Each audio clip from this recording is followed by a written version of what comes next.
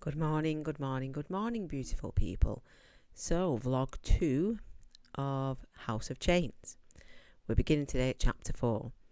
So, in chapter 4, Karsa and Torvald are caught again, this time by Master Silgar, and again, Karsa has been chained. Is this what House of Chains is? The amount of times that Karsa is going to be chained up? It's getting a bit beyond a joke now. And this time, he's been chained to the point of where it's cutting off the circulation to his hands and his feet, and they're actually going blue. So, I mean, is this what House of Chains is? All the times that Karsa is going to get chained? Because it's getting silly. Anyway, so this has happened. But as this is happening, Karsa is hearing words keep being repeated of Graal. And this is striking fear into him and others. So we're now at this point where we're wondering who or what are Graal. So Torvald, because they're both cold, they've got wet. I think they're on a ship again. They've got wet. He takes his clothes off, so he's naked, and then he starts to strip down Karsa. And he does that, and then he starts a fire. And the smoke obviously signals to Silgar, and Silgar then grabs hold of Torvald and punishes him, and then this soldier called the Arak grabs hold of Torvald, and as they start to feel the presence of the Graal approaching them, the Arak slices Torvald's throat. And Karsa is watching this, sees these kind of wraith-like presences in the shadows, but also sees that his friend is potentially dying. And at this point, Silgar and Demisk grab hold of Karsa and drag him through a warren. But as he's being dragged through the warren, he can still see Torvald, and it looks like he's still alive. So he gets through this warren, and then eventually again, he's grabbed again, this time by the Malazans again. So they're caught again. And Karsa doesn't have a mark on him to say that he's a slave, so the Malazans arrest them all, Silgar and Demisk, for pretending to own a slave when they don't. So they're all arrested now. He ends up at the Ototoro mine. Karsa ends up at the Ototoro mine. He's then put on this chain of slaves, and he meets this stranger in the room that he's kept. They're having a bit of a conversation. Then he actually gets chained next to him at the Ototoro mine. And night time comes, he falls asleep, and then he gets woken up by a hand being put on his shoulder. And as he looks, he can see these hooded figures approaching him, and one happens to be Torvald. So he's okay. He's not dead. He's okay. And he's come with the Graal to free Karsa. And the one who's woke up next to him, the stranger, he wants to come too. They say that keep quiet, otherwise everyone else will hear you. The rest are all dead. So it doesn't really matter. Anyway, they escape. What happens then is Torvald and the Graal go off on their own way, because Torvald wants to go back to Darujistan, and Karsa leaves with the stranger. And they end up travelling underground through tunnels. And as they come out, Karsa goes to meet his friend, who is Membra from Deadhouse Gates, the spy. And this is prior to the tunnels. He meets Membra, and they go through. And as they come out of the other end of the tunnels, it seems that Membra, the spy, has reported them to the Malazans. So the Malazans on horseback are now chasing after Karsa again. Poor Karsa. I mean, I know he's a tyrant and he's doing all these horrible, nasty things, but I mean, he's just constantly getting chased. If it's not Silgar, it's the Malazans. If it's not the Malazans, it's Silgar. It's just getting a bit silly at this point, this to and froing from who is going to capture him. So the stranger wants to leave it be. He wants to just let the Malazans go about the business, and they'll sneak past them. Karsa, being Karsa, isn't having any of this, and he wants to attack because he sees that it's not just the Malazans. They've got Silgar and Demisk with them. So he wants revenge. So he attacks, and he takes out a good few of the Malazans. Some just run and take the horses. Silgar doesn't get the opportunity to run, and Karsa chops off his hands and feet. Brilliant move, I think. He then picks him up and carries them with him, and the stranger turns around to him and says, "You're leaving a blood trail. They're going to find us." So he then binds his limb or his missing limbs to continue to carry him, and the stranger says, "Why do you want to bring him with us? What's the necessity? Just kill him." And he's like, "Because I'm not finished torturing him yet. Torture's not done with yet. I owe this man a lot." So he's clearly going to continue to torture. And it turns out that we find out that the stranger, once asked by Karsa, reveals that his name is Leoman, and he wishes to help deliver Karsa to the Shaik in Raraku. Because Karsa, he tells him, his heritage is apparently Theloman to Black Eye. Do we remember Leoman and Shaik from Dead House Gates? So that's where Karsa is headed. Interesting. Interesting. So then after that, we go on to book 2, which is called Cold Iron, essentially chapter 5.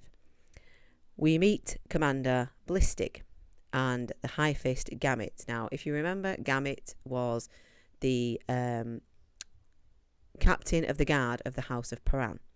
So he now, under the heading of the Adjunct Tavore, has been made High Fist. And they are in Arran, and they're travelling with the Adjunct Tavore in Arran.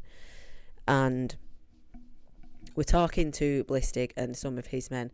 Blistig and his men are the ones who actually witnessed and are survivors of the chain of dogs. Now, what they've done at this point in the chapter is they've found Squint.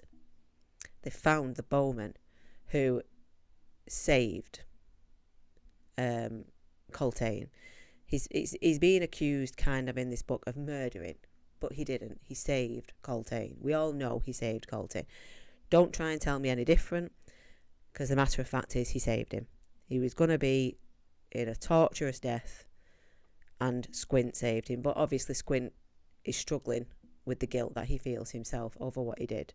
So he's a wreck of a man. He's nothing to what he used to be when they found him. He's an absolute wreck of a man. Then, sorry, I shouted a bit then, didn't I? Because I'm getting quite excited. Then we find this character called Strings. Strings. Who's under the command of Lieutenant Ranel, which is, and there's no love lost between these two. They don't like each other at all. Strings definitely doesn't like Lieutenant Ranel, but that's who he's under now, and he's on a ship sailing through Arran. And he's managed to get into this without question or consult. He's managed to just get his way onto this ship and into this regiment, due to a kind of age and experience. And then the further along we read Strings, we find out that it's Fiddler. It's Fiddler. But he's going under the name of Strings, and in this particular part of this book he's going as Strings. Then we go to a character called Lestari Yill, and she gets a note on some silk material saying, "Meet me at Dancer's Tavern at dusk," when she gets there. And Lestari Yill is a red blade, and when she gets there she meets this character called Pearl. And as we read along, it turns out that Pearl is a claw, and he needs her to come on an assignment with him. He says it's for her to prove her loyalty to the Malazan Empire. Whether that's true or not, I don't know. Whether she actually does need to prove herself or not, but that's what's being said, is for her to prove her loyalty. So then them two are requested, along with a lot of the other heads of the war band, to meet at the Council of War. And we join them when everybody's arrived.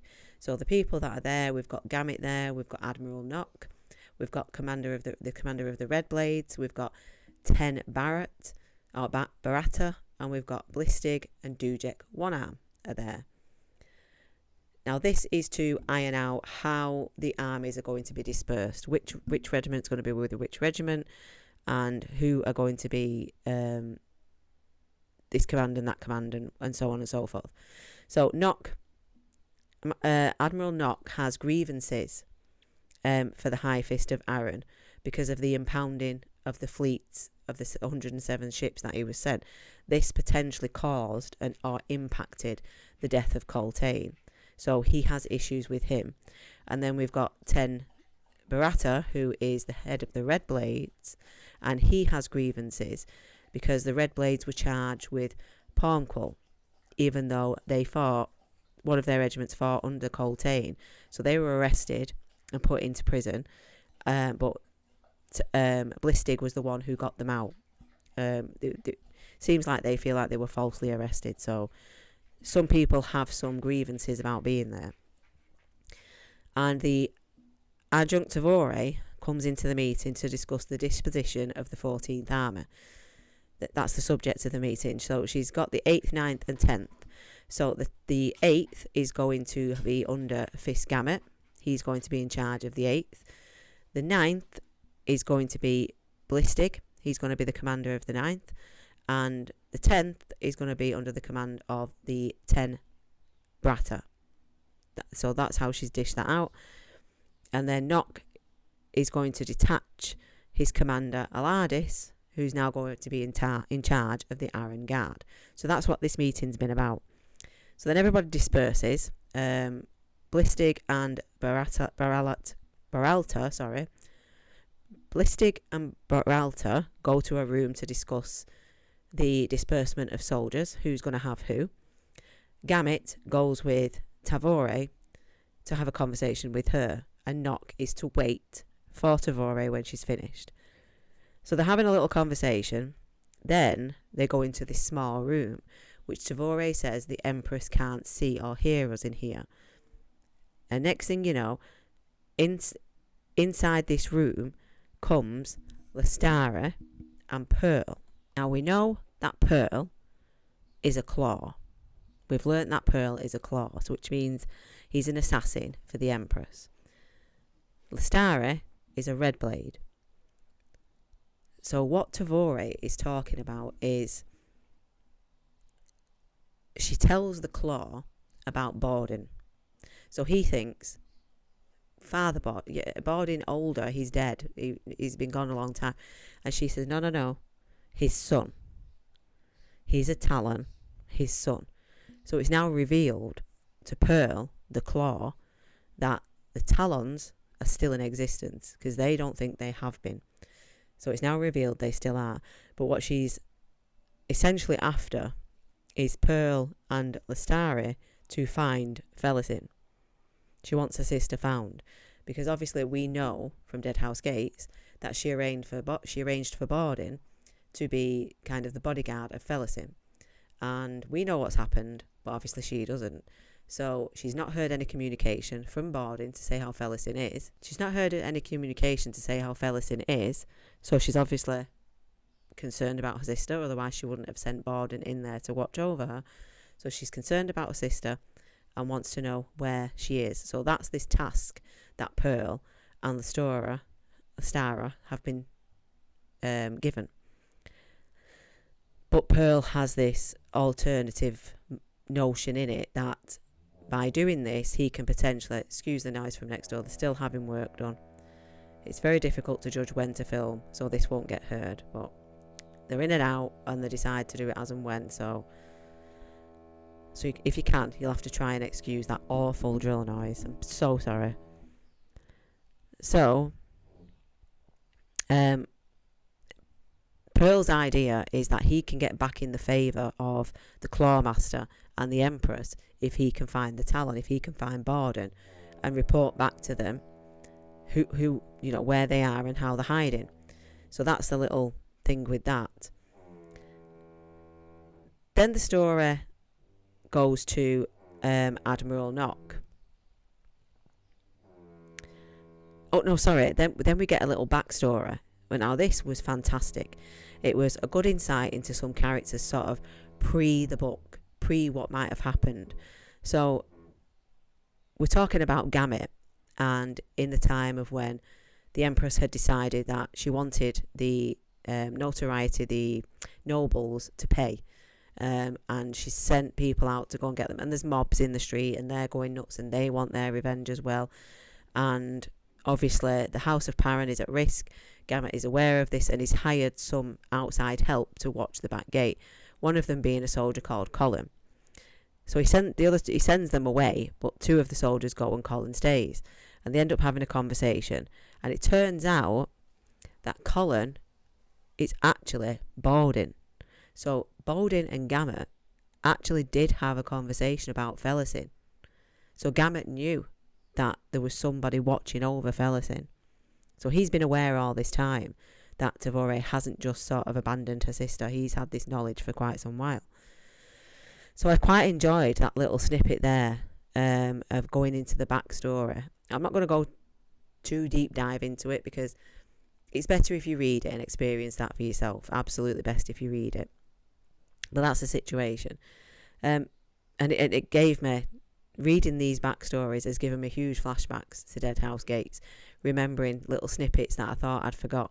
It's great how Stephen Erickson gives you the opportunity to do that again by going back and giving you essentially history to the characters you already know, or reminding you, do you remember this character? Well, this is some of their past, and it's just a great little thing he's thrown in there. We also get some history into Calanved's family. So when the Argent tells Admiral Nock to wait for her and Gamut go back to speak to him, and they're asking about some of the histories.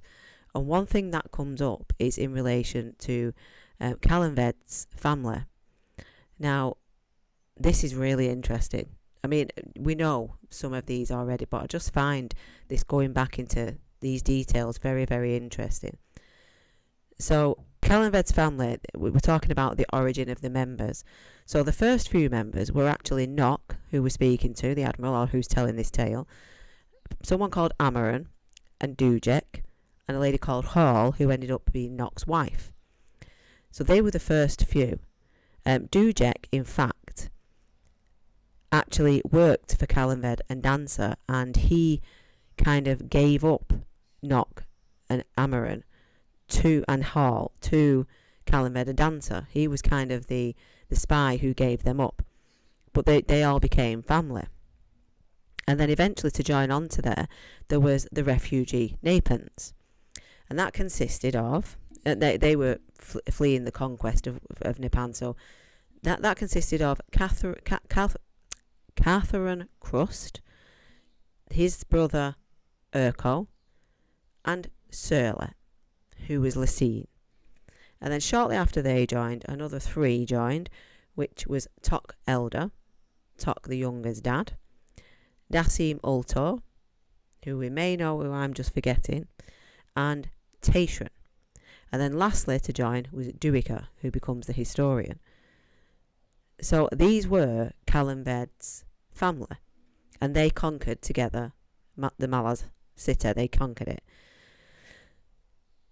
During this conversation, whilst Nock is revealing all this, Gamut, being tired and kind of in this whirlwind of thoughts, lets slip about the Talons. And nobody's supposed to know that the Talons still exist. But Gamut kind of lets it slip, and Nock does pick up on it. Tavore, however, doesn't really say anything about it. She doesn't lose a temper, she doesn't get mad with him, but Gamut knows that Nock has noticed him asking questions about the Talon. He doesn't say anything other than that he's got a good memory, but it has been noted. And then we go back to the guys with strings, aka Fiddler, and we're talking about his crew, and we get to know all the names of his crew now. So these are the 4th. Strings, aka Fiddler, is in charge of the 4th, and the 4th consists of Tar, who is called Tar because he cannot be budged. With a shield, he is immovable, he will not be moved. Smiles, which is a female character, she is ironically called Smiles because, kind of like me I suppose, she doesn't really smile much, even though I do, just doesn't look it here. I do smile. And Bottle, and Coric. Coric didn't get a nickname. Coric is apparently his name, so he's a bit sort of dismayed that he didn't get one. So those are the ones that Strings is sort of in charge of. And then they're going to be joined by the 5th company soon. But they ask questions as to who started this. Well, those few got their name off Braventooth. And Fiddler, aka Strings, knows Braventooth very well. Braventooth named Whiskey Jack, Trots, Mallet, Hedge, Blend, Picker and Toes. He didn't, however, nickname Fiddler. Fiddler held off as long as he could, and Whiskey Jack gave Fiddler his nickname. In actual fact, I think it was a combination between Hedge and Whiskey Jack, if I'm remembering right from Memories of Ice. I think it was between the two of them, because Hedge sort of explained about how he's got this fiddle. He can't play it, but that's always because Hedge put his fist through it. So yeah, that's I quite like details like that, just to go back and explain things. And then we meet at the end of chapter 5. Chapter 5. We meet the 5th regiment, which is Gessler, Truth, Stormy, Tarvos, Pond, Pella, and Sans. And they have a little conversation, and Gessler and Strings and Stormy recognise each other. They were mentioned in Dead House Gates. I definitely remember Stormy being mentioned. And they have a quick chit chat and decide to go to a tavern, Gessler and Strings, for a drink and a catch up about the stories. Both saying, who's going to have the most telling story. So yeah, really, really nice little back histories. I love that. I love going back and getting a little bit more detail and a little bit more information about characters. I've really enjoyed that. So at the moment we've had this switcheroo from Casa to Strings and Gamut. So let's see where we go, up to chapter 6, and I will catch up with you when I've finished chapter 6. So guys, chapter 6, we've finished that now. So we meet up with Crocus and Apsalar in this chapter, who Apsalar is sorry, or was sorry, now she's Apsalar, and Crocus has in this chapter too chosen to go by a different name. So Crocus was the boy who found the coin, the thief, the opium coin, and we remember he threw it away in Dead House Gates. So we joined them, and they have returned back to Apsalar's home with her dad, and Crocus has joined them, and he's talking about his death and how he is no longer feared to die because of everything that he's experienced, and how he is struggling to still see within Apsalar any kind of resemblance to or familiarity as to who she used to be. He's struggling to see any remnants of her anymore. So he's explaining that. And then he also goes into how after murdering 2 killers, he's now going to be known as Cutter. That's going to be his new name. Again, excuse the noise. Next door neighbours are having work. So now he is Cutter of the Knives. And that's how we start chapter 6. Then we also meet Callum. And Callum is living with Manila. And they are living in the Warren of Shadow. And it seems as though Callum and Manila have had a bit of a falling out, and she's kind of turfed him out and told him he needs to find somewhere else. So he's just on his horse riding through the Warren of Shadow, and he comes across Cotillian's hounds, Rude and Blind. And then he meets Cotillion, and he's also at the gate, and at the gate it's swarmed with shadows, and it seems as if they're sort of trying not to fall through it, is the interpretation I'm getting from it. So he can sense that there's potentially trouble within the Warren of Shadows, but not knowing entirely what it is. And then Cotillion meets him, and they start to have a conversation, and Cotillion is interested in what he's doing, why he's roaming. He explains something of the situation with Manila. Cotillion says, I don't get involved in sort of domestic situations. But then he says, I would kind of need your help if you be prepared. It doesn't seem like you've got anything better because Manila has thrown you out, so you've got time to spare, which Callum can't really deny. So he says, okay, what is it you want? And he explains that there is something wrong, and the dogs, the hounds, are feeling it. The dogs can sense it. They're troubled. And it's to do with potentially the throne being contested. So do Shadow Throne and Cotillion belong? Is the right to the throne being contested? And he wishes for Callum to see if he can sort out their potential enemy in this, to which Callum agrees. So that's Callum's journey now. I'm supposing we're going to find throughout the book is Callum hunting down who exactly it is, as an assassin, who it is who's threatening the Warren of Shadows. Then we go back to Cutter, aka Crocus, and Apsala, aka Sorry. And Apsala has gone for a walk. Her dad has died and she's gone for a walk now, probably to clear her thoughts. And Cutter is just getting things prepared for them to leave. And he too is approached by one of Cotillion's dogs. He's approached by Blind. And Cutter quite likes Blind, so he knows that Cotillion isn't far behind. And Cotillion approaches him, and he would like to speak to Apsala, but she's gone for a walk, so Cutter explains this. And then Cotillion asks Cutter, or Crocus as he calls him, would he like to have Cotillion as his patron from what he's just recently done in killing these murderers. To which Cutter says he may as well at this point with what he's done. So he does take on Cotillion as his patron. Off the back of that, then Cotillion suggests him blessing his knives. He has to look at them and he says, do you want them blessing? And Cutter asks the question, well, if that involves magic, then no. I don't want anything to do with magic. I've kind of had my fill with the coin. Which Cotillion kind of understands. He's a bit surprised that he would rather not, have some support in his fights, but, he kind of understands. And then Cutter also gets offered the opportunity for something else. If you don't want your blades blessed, then what else would you like? And Cutter wants to just ask a question. And the question being, did Cotillion kind of see it was necessary, or why did he use Apsala? Why did he do that? Why did he pick her? Why her?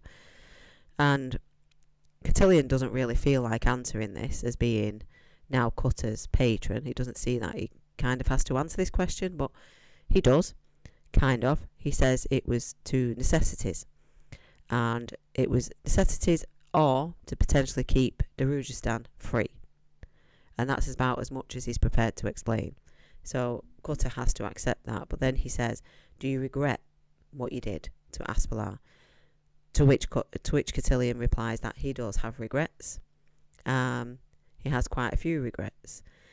But the value lies in how they're answered, is what he says.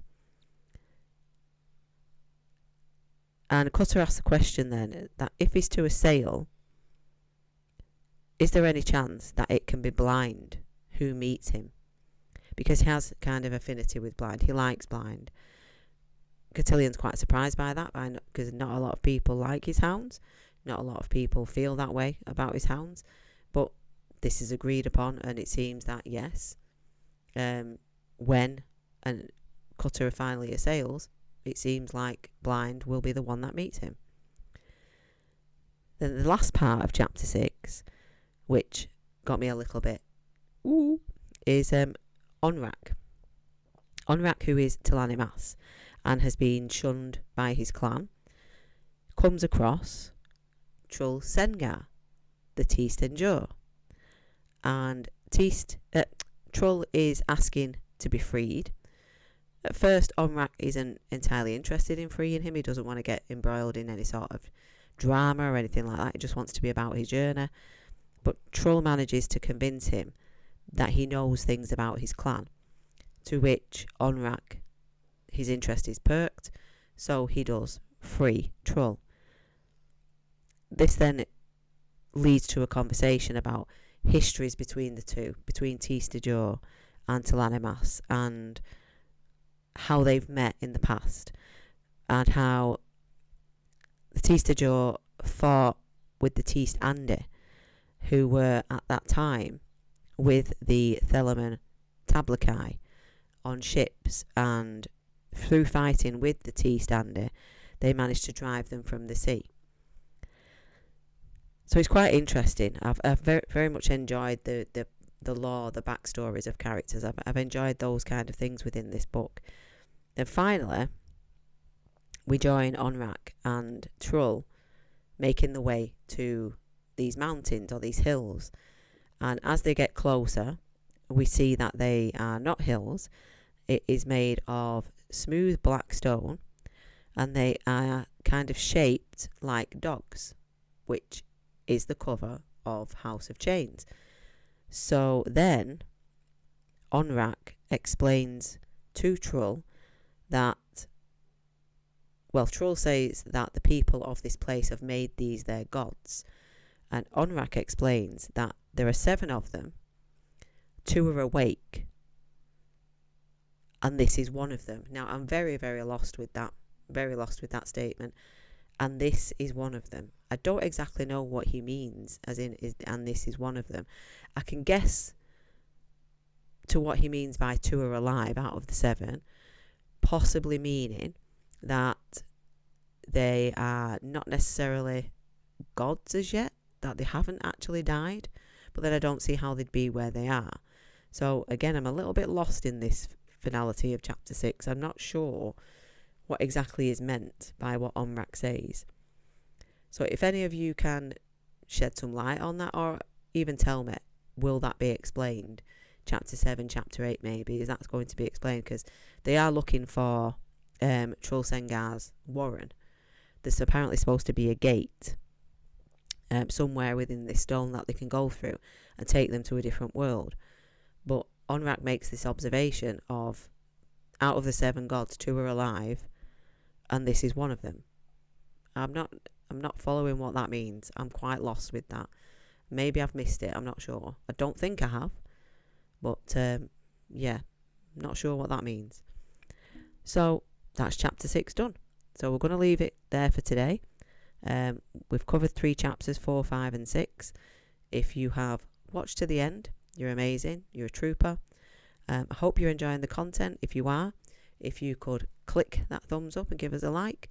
And if you are enjoying the content fully over the vlogs that I'm doing, why not subscribe, and then you'll be notified every time I upload. Other than that, if you know anybody who enjoys Malazan, why not share this video, and then they can get to enjoy it too. If you enjoy the content, maybe they will. And just overall, thank you for all the support you always give. And with that, that's me done for today, and I will see you tomorrow.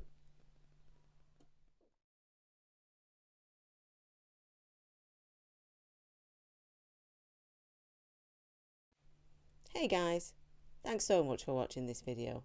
We'll link somewhere here another video for you to watch. If you fancy that, please click on that. And as usual, thank you for all your support. Till next time, bye bye.